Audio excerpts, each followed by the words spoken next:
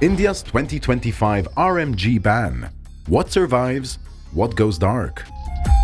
Good afternoon. My name. Hello.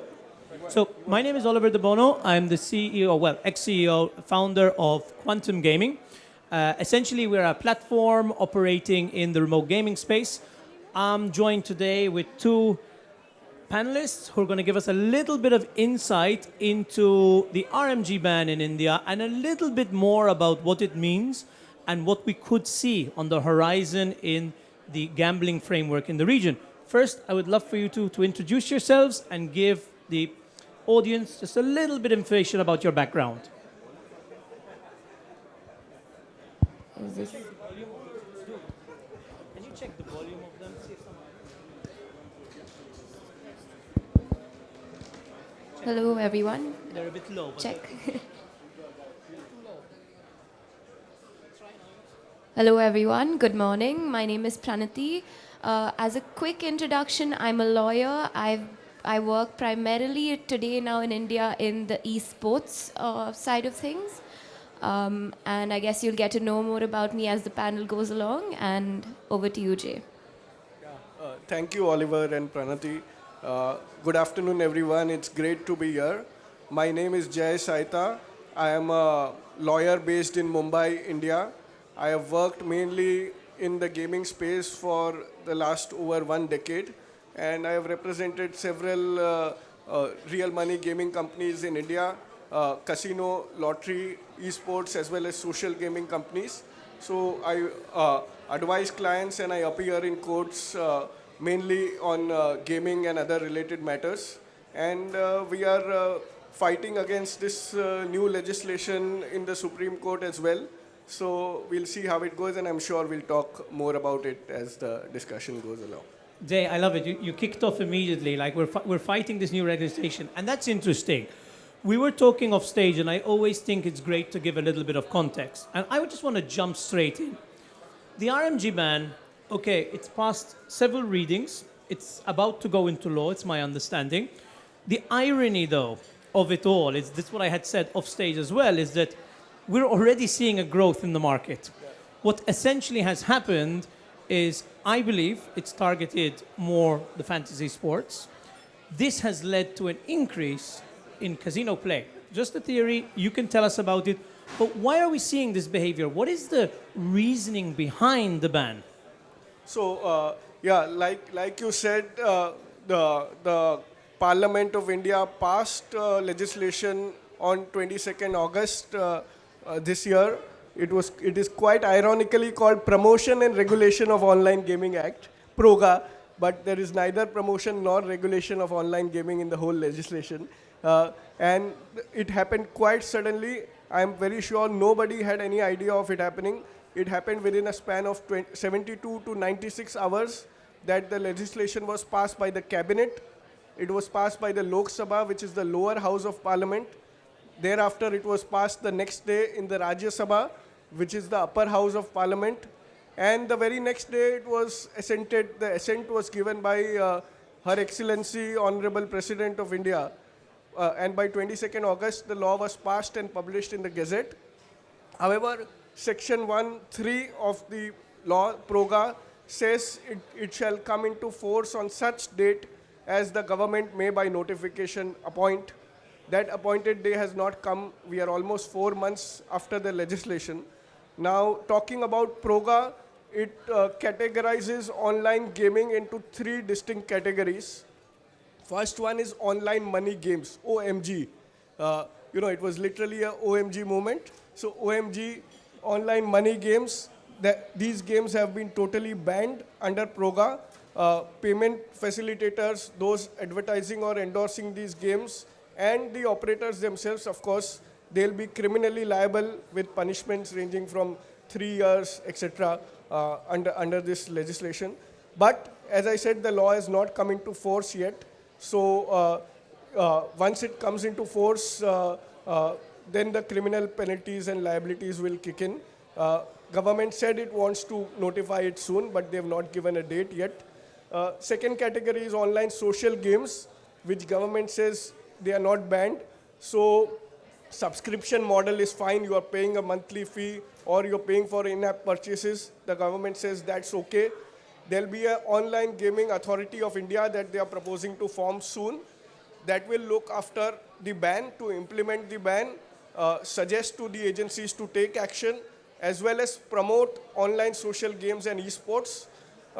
Online social games registration is not compulsory, but they are saying those who wish to register can register so that controversy is avoided, which is online social games and which is online money games.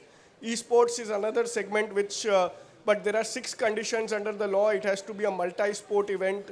So only Olympics or such other events, esports will be permitted, competitive gaming, where you can even pay a fee and enter such games.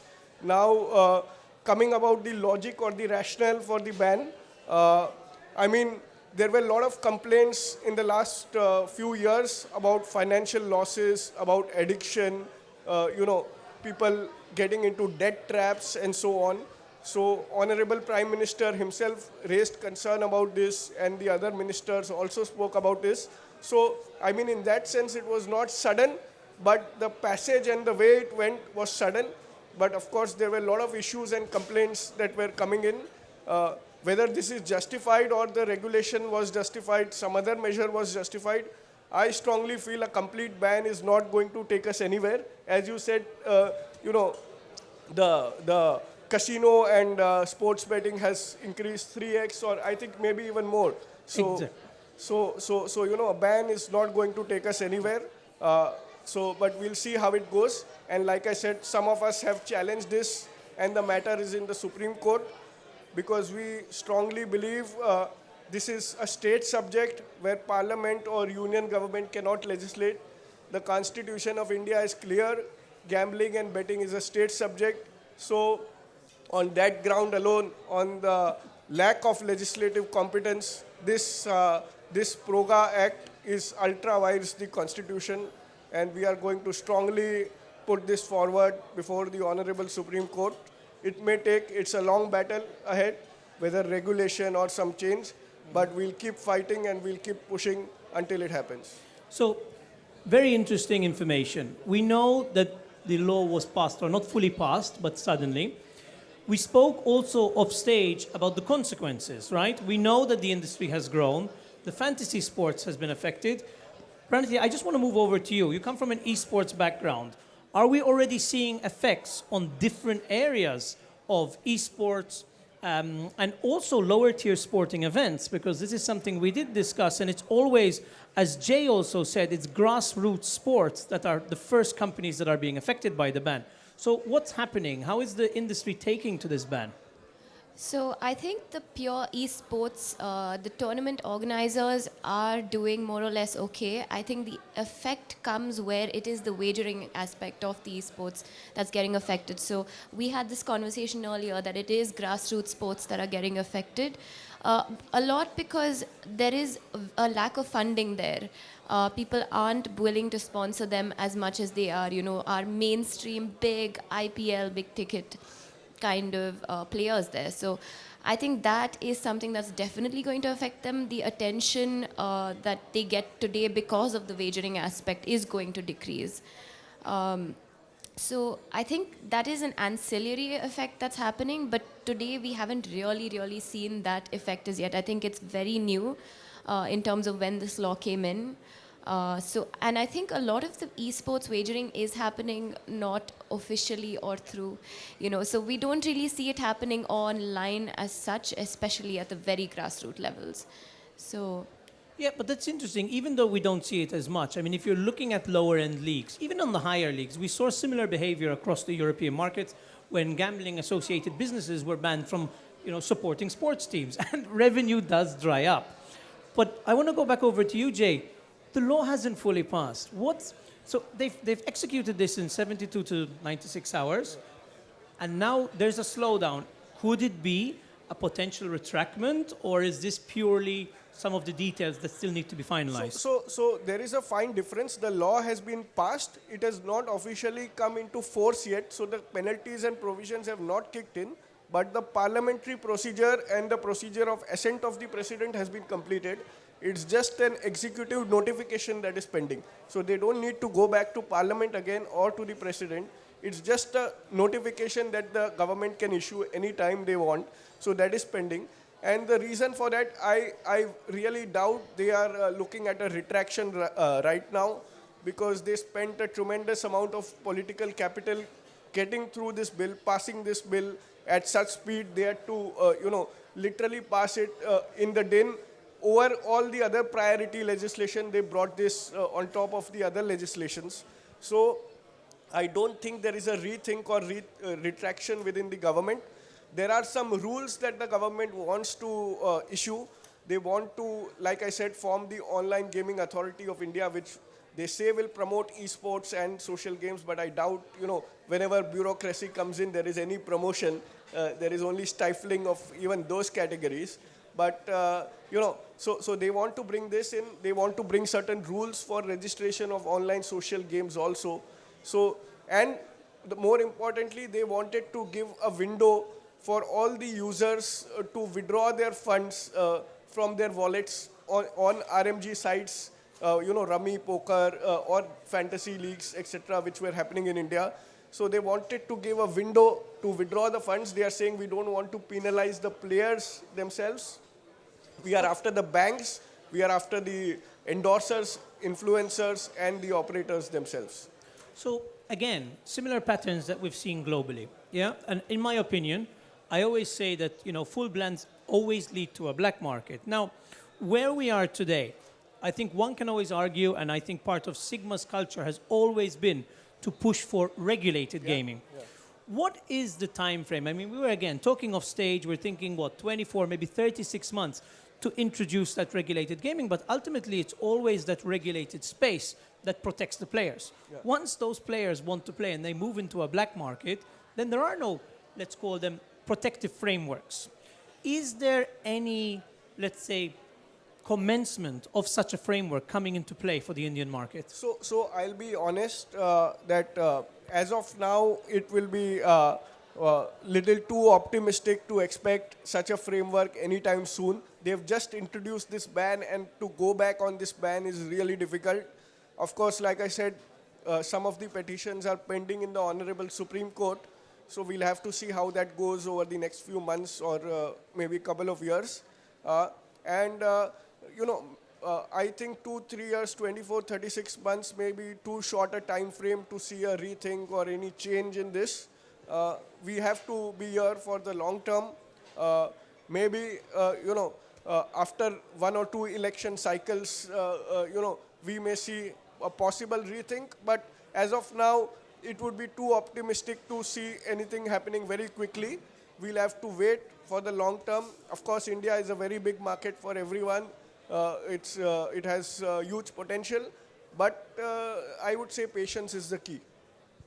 Okay, very interesting. I have a question. I know that we're going to go into a Slido soon. We have some interesting questions also from the audience that have been coming up. But before we do that, out of curiosity, I mean, this is something that I still can't wrap my head around. Well, Pranati, for you, why do we believe that the fantasy sports were included in this ban? Was there a logic behind targeting this market as well? Well, I think there was no logic behind the divisions that were made. I think the divisions were made purely on real money versus not real money.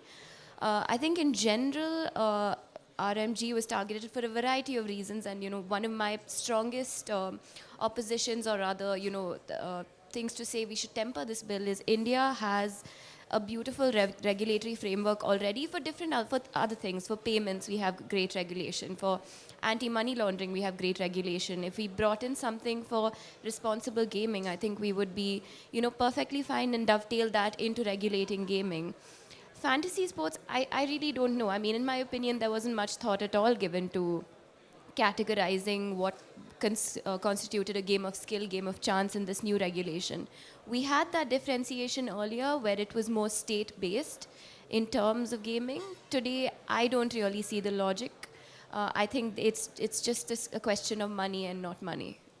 No, that makes sense. I mean, look, in all fairness, you can, let's say, abuse any product, whether it's fantasy sports, you might be overspending there. But then we revert back to the same logic. If you create a framework that may, let's say, limit deposits or limit spins, like you have very similarly in Germany and Sweden, I think these are always the regulated frameworks that protect the players. Sometimes they go too far.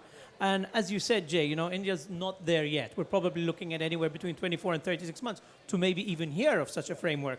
But we know the market is big. We know that players are not going to stop within this period. So this is quite interesting because one of the first questions we got is what we were speaking about off stage as well, that basically a ban starts with the payment gateways. So Jay, I want to kick this one off with you because I actually really do like this one. And I know this one might, kind of be up your alley. So how are payment providers reacting to the ban and what are the most solid options operators have?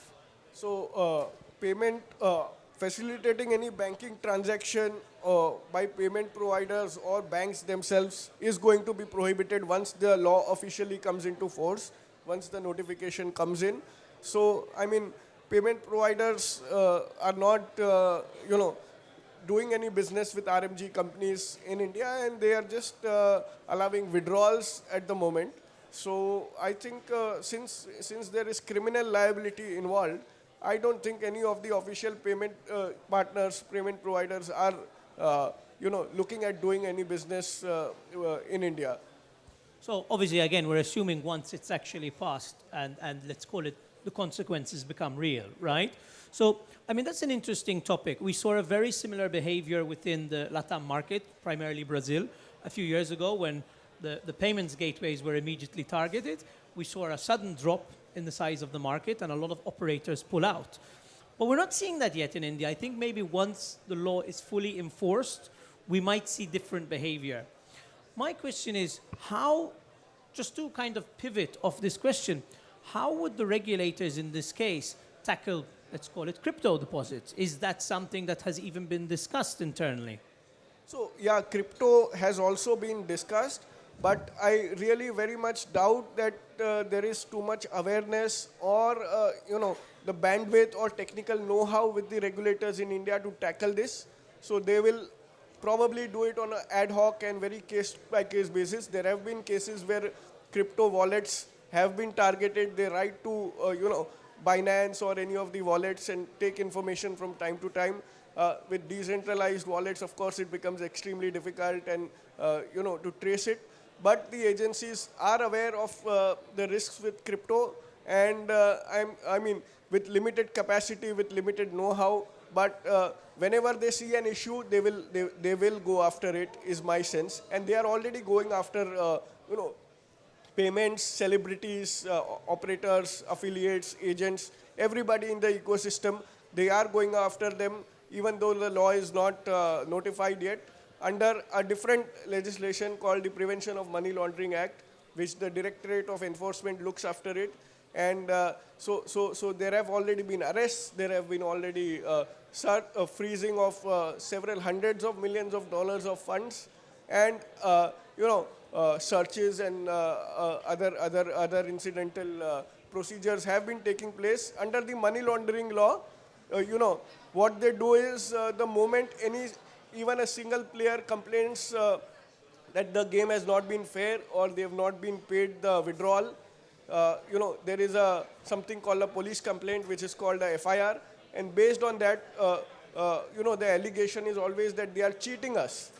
There is cheating involved, whereas cheating requires intentional deception to deliver or induce delivery of a property. But they use this provision, and then the money laundering regulator comes in, money laundering agency, and that's extremely harsh in India.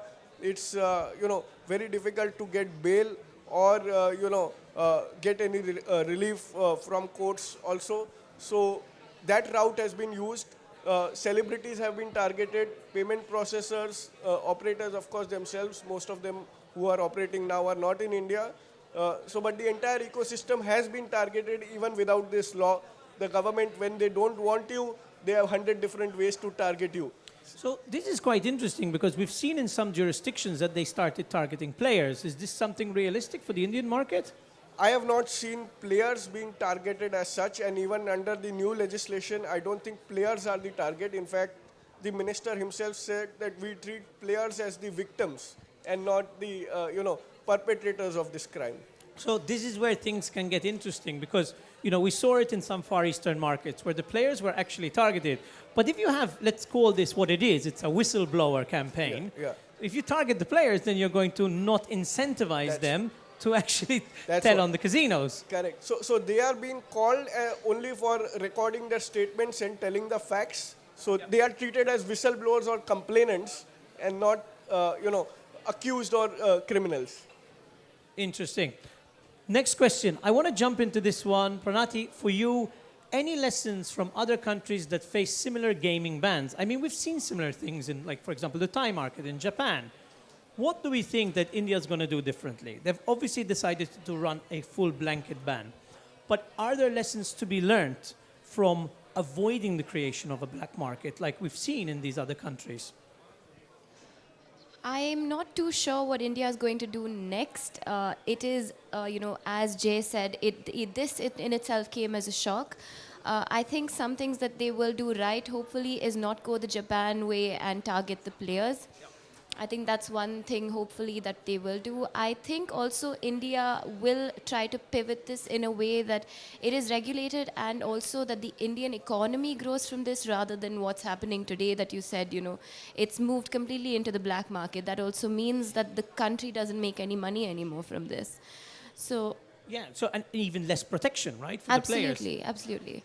So, and I think it does undermine the systems that we have today when, you're going into the black market and the people that you're trying to protect are no longer protected by a framework that is existing and strong against these, and I'm not talking piroga at all. I'm talking what we have today to protect individuals from, aspects of things like money laundering, financial fraud, data leakage. That's a big problem in India. But today we have the legislations, and I think maybe India will start to leverage what we already have, hopefully, to, if not, legalize or regulate, at least to protect the citizens of the country that are engaging in this and get into trouble because of this. I'll just like to add one thing, that India should just look at their neighbor, this very country, Sri Lanka, and look at the framework that Sri Lanka is trying to bring in. They are, well aware of the risks. They are bringing a balanced regulation, licensing, and creating a regulator, taxing the industry, and deriving the benefits out of it, be it in terms of revenue or jobs or player protection. So I think Indian regulators, sooner or later, I hope they realize. I'm not very optimistic, like I said, in the short term, but I hope they realize soon, and they just need to look at their neighbors over here, this very place, and, study this, what Sri Lanka is trying to do. Look, I 100% agree with you. And the framework here, obviously, it's initially protecting the locals. I mean, we know that. Yeah. But ultimately, this show right now, today, Sigma being here, is a testament to a regulated gaming space, right? Absolutely. So immediately we're there. I know we're running out of time, but I want to try and just finalize on these last two questions, because I actually like this one. What reputational risks exist for operators targeting offshore markets and how they can manage? I'm not 100% sure on what the question is targeting, whether we're talking about hitting India from an offshore license. But this is interesting. I think you might recall that the Ontario market had something quite similar, that if you targeted the market without the license application, you become unlicensable. Yeah. So I assume we will see something along those lines coming from the Indian market if the regulation ever comes into place. So you want to... So I'll just say reputational risk may probably be the last thing on the minds of operators who are operating. It would, I would say they should be more worried about criminal liability and that sort of thing rather than reputational risk. So I'll leave it at that. 100%. I mean, jail time is always worse. I want to finish on the last item because we spoke about this already. Jay, you shine a light on this subject. It is really interesting, that grassroots sport teams have been affected. We know that there's a big industry. We touched on this earlier in the panel. But what happens when financing dries up for the smaller teams, for the smaller events? Because it does happen, and we know that the gaming industry is a very lucrative space. Yeah. How long is it going to take for the regulators to see, okay, this ban has impacted these events and let's call them athletes greatly? Yeah. I think we'll see it in the next cricketing season, cricket being the biggest sport. IPL is coming early next year, and then the other events. Even the grassroots sport obviously will be worse hit, but even the most marquee event, which is the IPL, is going to be badly hit because they were sponsored by all the RMG companies and fantasy sports brands in India. So IPL itself is going to lose hundreds of millions of dollars in advertising revenue. But I think the government took a conscious decision. Even in Parliament, the minister said they are aware there'll be revenue loss, there'll be loss to jobs. I personally think, hundreds of thousands of jobs have been lost across advertising, across tech space and affiliate space because of this ban. But the government, as of now, it's very firm in its stand. But I think they will see reason at some point. I hope they do see reason and they change their mind. Fantastic. I know we've run out of time, but I firstly want to say thank you to the panelists. Really good information. We're very excited to know what's going to come out of the South Asian market in the coming months, maybe years. We know that there's opportunity there. I want to say thank you to Sigma. Let's please give them a warm hand.